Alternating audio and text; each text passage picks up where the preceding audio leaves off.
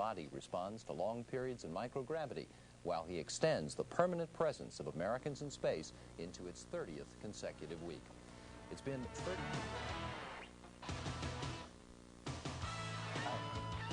I guess we're on now. We missed our beautiful open tape there. Maybe we'll get to run that in a few seconds. We'll kind of do it out of order here. Oh, there we go. Technical problem.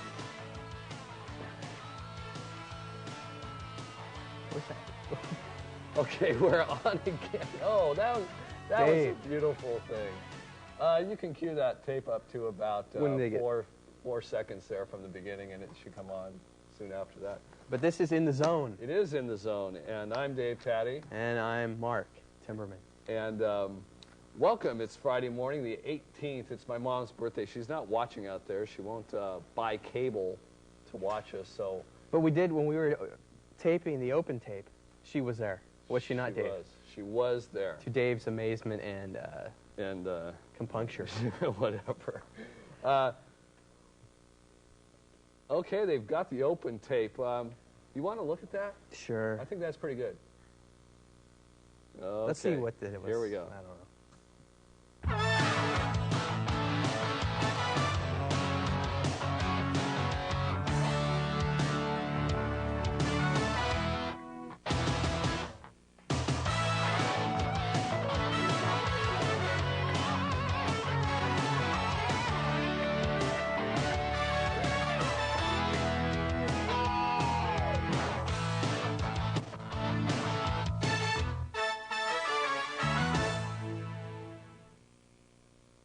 Great.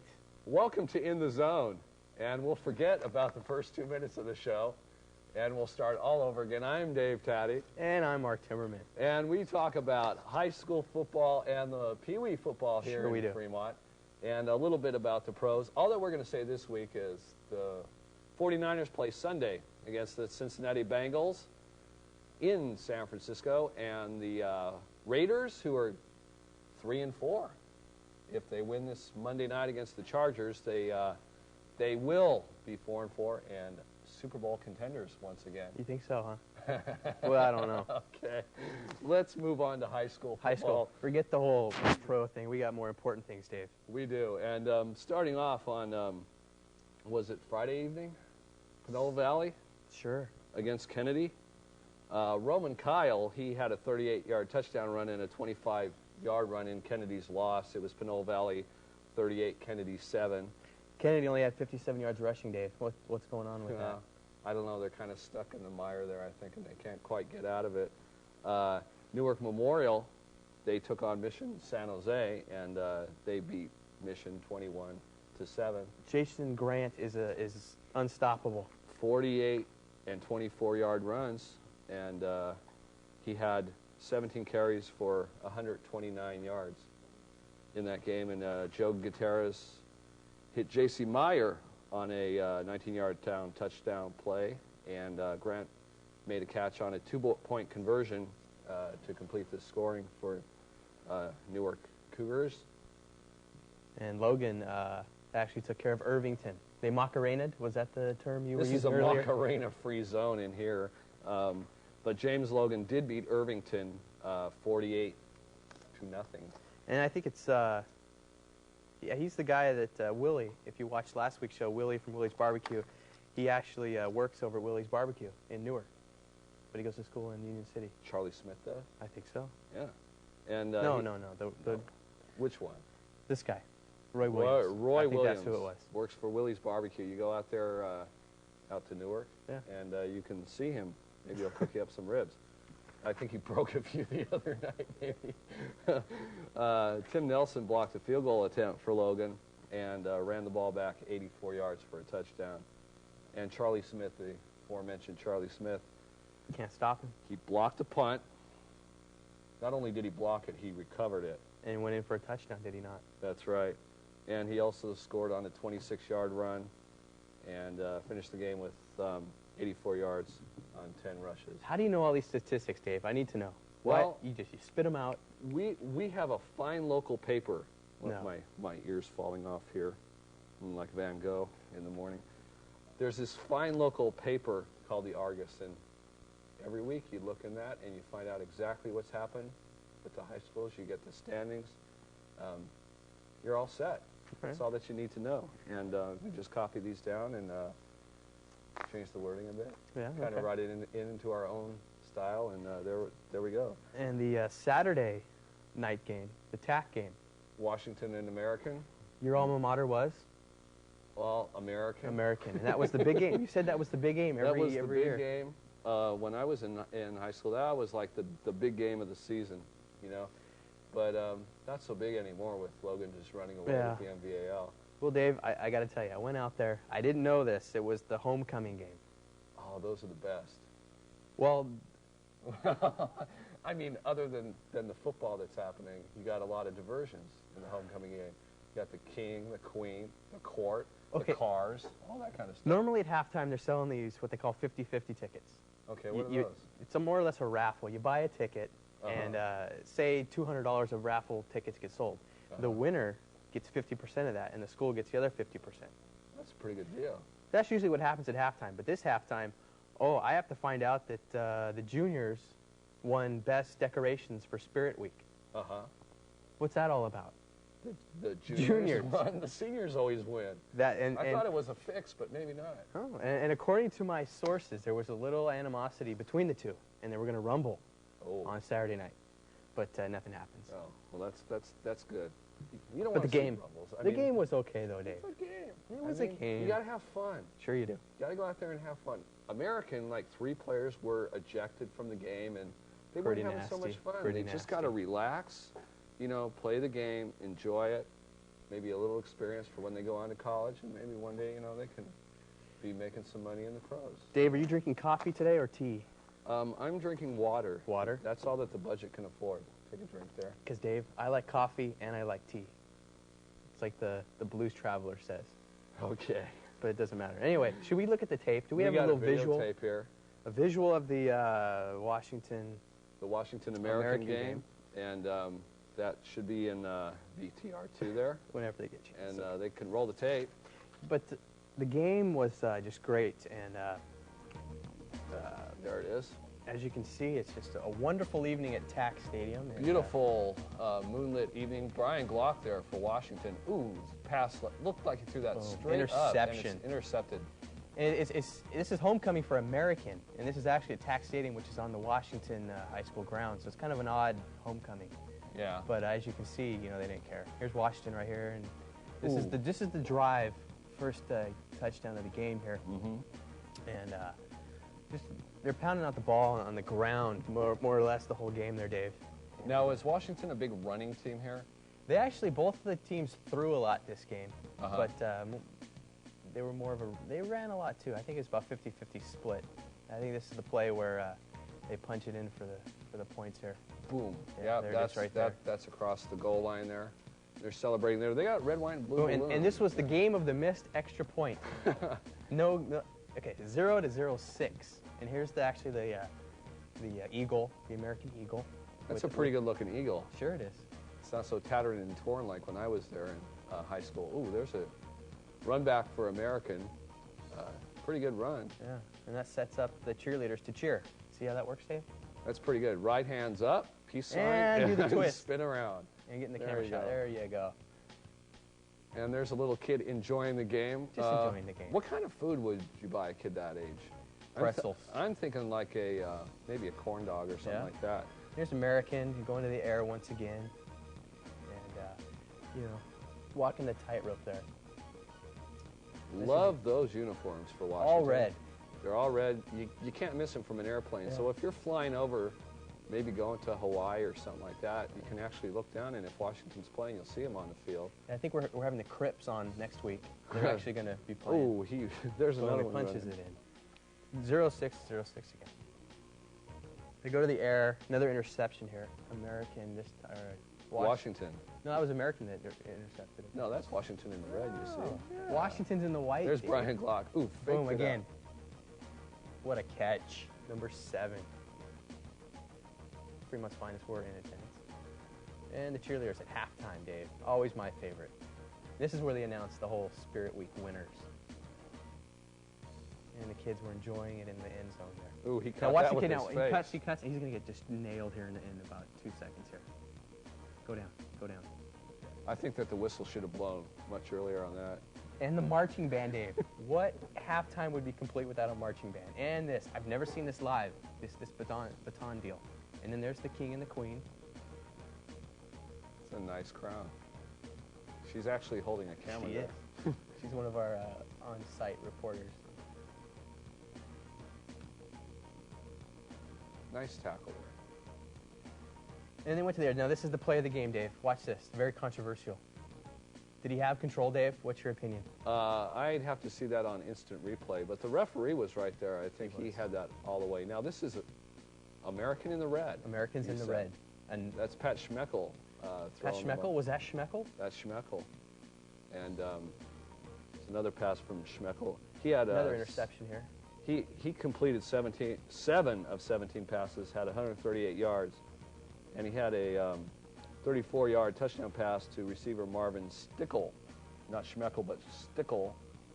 And Stickle was on the receiving end of all the 7 of Schmeckel's. I see the king and the queen. They're leaving. They left the happy people. Left a little early, like they might be at Dodger Stadium. And just Washington just, took over the game late in the game. They just kept scoring, Dave. And even scored a 2-point conversion there. 20-6. Anyway, so you get the point, Dave. Yeah, I get the point on that one. And another big run for American. I'm surprised American only scored 12 points in this game. Looks like they had quite a few runs. And long pass from Schmeckel to Stickle. See that, Dave? Just that's aerial. The 34-yard. And they're back. Pass there. The king and the queen are back. With the photographer this time. I don't know what happened back there, but they're back. He's smiling. Okay, 20-12, and Washington on a big run there. Okay, we're going to be coming back now, and what a game, Dave! Washington and American. Maybe we should make those highlights a little bit shorter. Yeah, we're maybe running so. out of gas there a little bit. We'll admit it. So we're just doing a little show here. Who are we? I swear that I heard channels changing over there. Oh, Dave. I did, and yeah, okay. I'm parched. I'm tired. Can we have a little break, a little respite? I think that we need a break after that, and but anyways, before we go to the break, we're going to have to give you the schedule so that you can go out and see these games live. Tonight, it's American. You can go out and see those uniforms. American versus Liberty. Do we have any idea where Liberty is? I think it's in Kentucky. I've asked people, and nobody seems to know. Redwood? Brentwood. Brentwood. Wow, OJ. We're going into exclusive territory there. No, it's not the Brentwood down there. It's the Brentwood one up here. Okay. You're not going to see OJ there. Washington is going to be playing Newark Memorial. Washington's 1-0 in league in Newark Memorial. They're tied with Logan 2-0.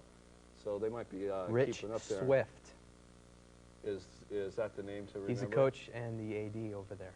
All right, and James Logan 2-0 at Mission. Attack. That's this Friday. Attack. 7:30. Mission's 1-1. Logan, of course, 2-0. 2-0. Can't be beat. And tomorrow night's big game at TAC is Kennedy 0-1 versus Irvington. And I think the storyline on that game is someone's going to finally get a win. Unless there's a tie. Unless there's a tie, then we're back to square one. Okay, so I'm tired. I'm very tired. We're going to be back after this break with Pee Wee football, and we have Steve Klein, the coach of the Steelers. First place Steelers. First place Steelers coming up right after this break. Stay with us.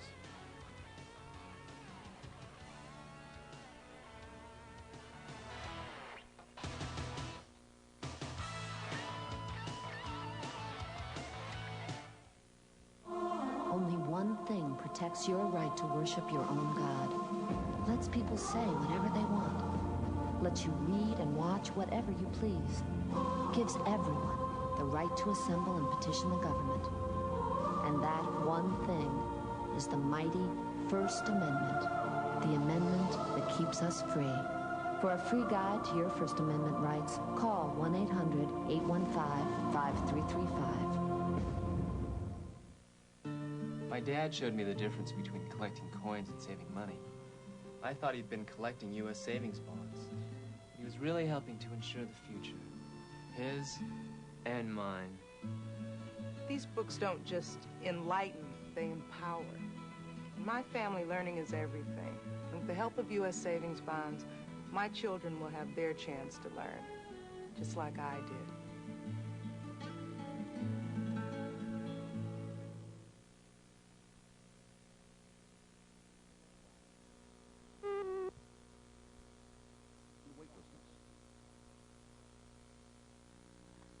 We're back with In the Zone, the kinder, gentler In the Zone.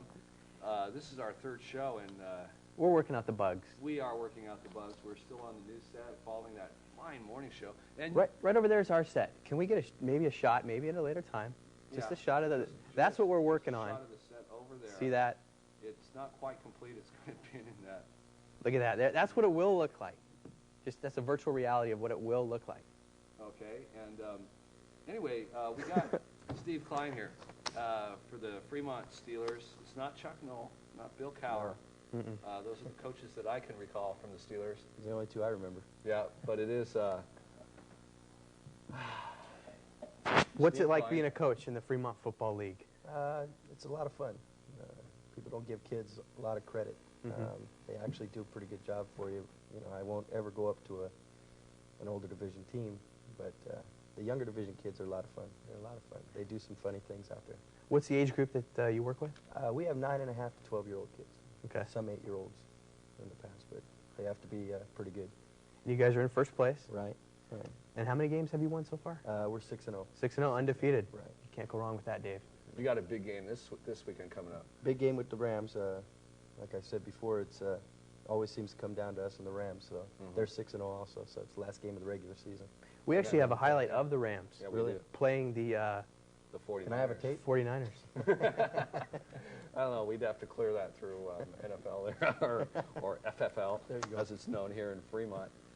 It's the Rams and the 49ers on tape, and if we roll that, we can go right to it. And Steve, you can help us out and tell us what you think of this team. Now, the quarterback, he reminds me of Fran Tarkenton, a young Fran Tarkenton. He's a scrambler. Runs around a lot. He's going to cause a lot of problems for us. He got a good kicker, too, looks like. That looked like an onside there. This is like the only time I can ever recall the Rams actually having a decent game against the 49ers. Not in Fremont Football League, but when you normally think of the Rams and the 49ers, you're kind of thinking of, you know, maybe leaving early. You got to be worried about number 37 there. Looks like he's That's our... yeah, he's pretty good. We're going to have some problems moving the football, but luckily we don't pass as much as the 49ers seem to want it to. Yeah, that was Ramsey Hauser there. Tough guy. So now, how do you think you're going to be able to stop the Rams here? Are you just gonna blitz a lot? Are you gonna? Well, you got to keep the quarterback in the pocket. You got to keep him. You got to make him throw the ball.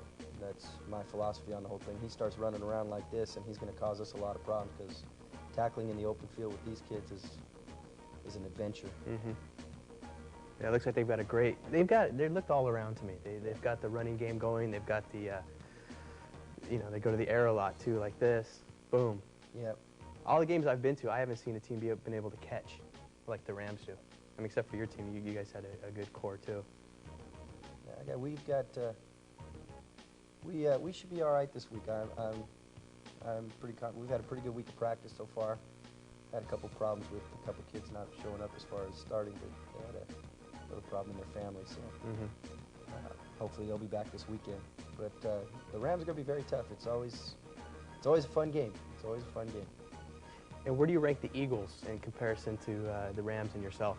Well, we played them the third week of the season, and they were struggling.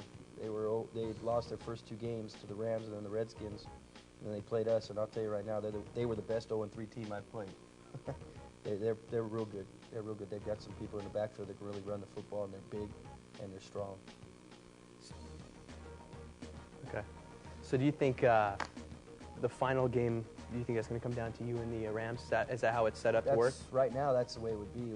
We put everybody in the playoffs this year. They added 2 teams, so what we did was we went 1 versus 8 the first round, and then 2-7, 3-6, and 4-5. So it would work out to where the winner of the game Saturday afternoon will play the 8th place team, and then the way it's set up, it'd probably be 1-4 and 2-3. So the Saturday games. This is a big one for positioning in the playoffs. Okay.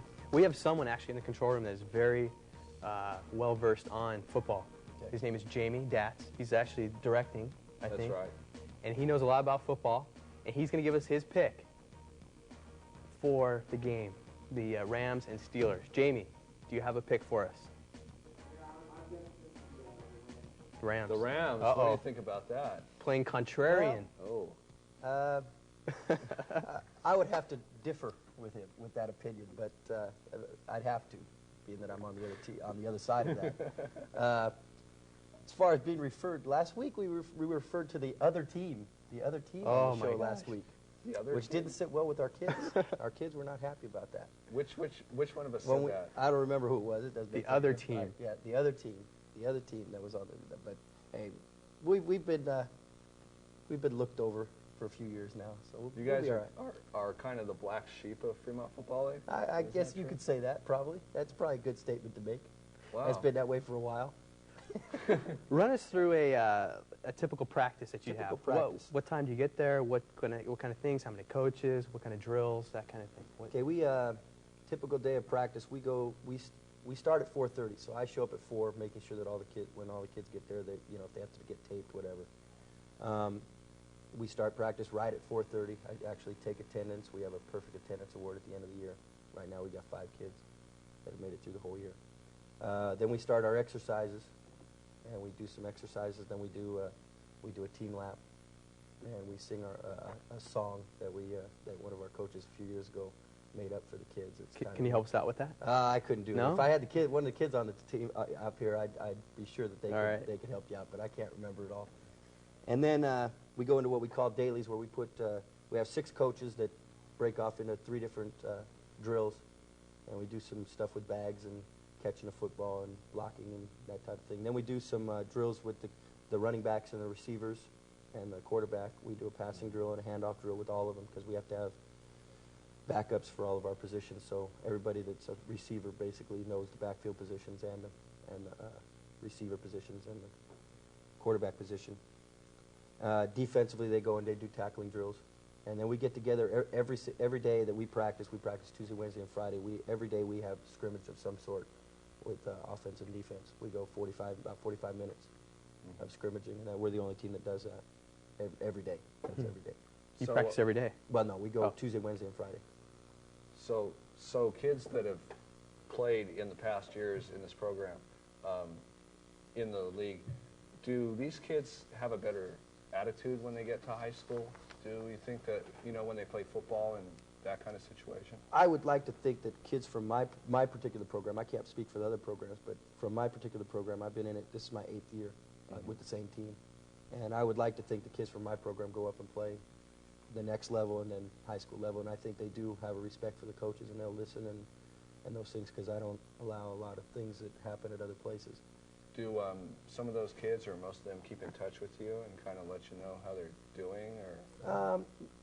After they leave, you have a tendency to break off. But one thing that I am kind of proud of is when I see them in other places, because I coach at American High School also, the basketball. And when I see them somewhere else, walking through the mall or at another event, they'll always come up and say hello, which makes you kind of happy. At least you made an influence on them, instead of them staying on the other side of the gym or wherever they are, and not coming up and saying hello. It kind of makes you feel good that they do take that time to come over and say hello. Did you play when you were a kid? Did you play football? No, I was not allowed to play. I had problems with my knees with football, and then when I got into high school, I had to make a choice. At that time, it was a choice, basketball or football, so I chose basketball. So were you in the area here? Yeah, I played at American High School. American High School. Yeah. Born and raised.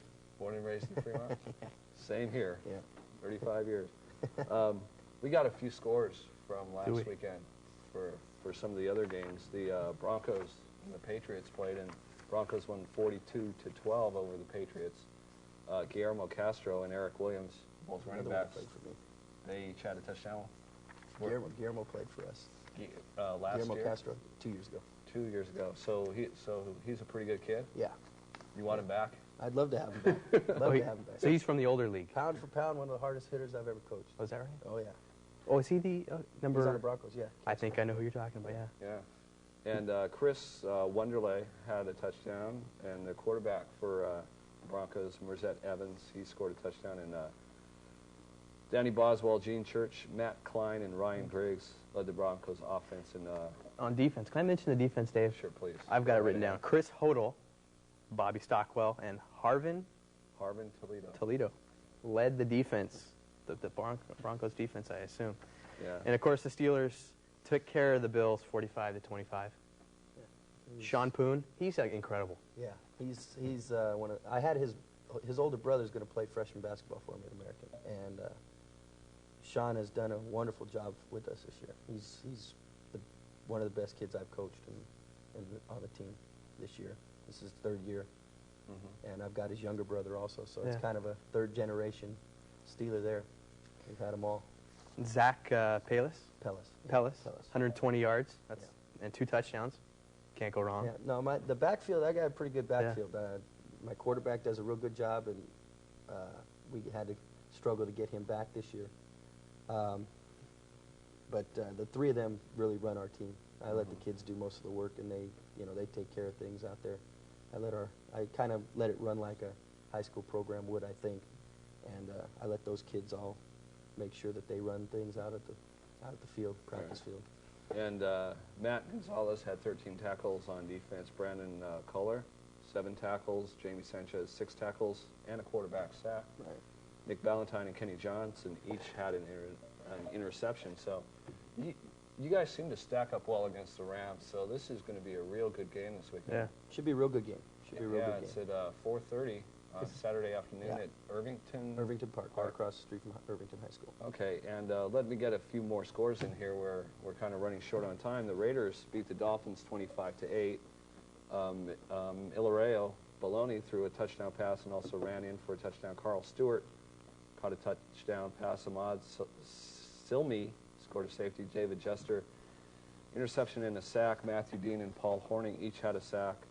Jason Horning and Jesse Munoz each intercepted a pass, and Sammy Montes blocked a punt. And we have a couple of other scores from last weekend's action. Redskins beat the Cowboys 42-0. Vikings took care of the Jets 51-6, and the Eagles Macarenaed the Falcons.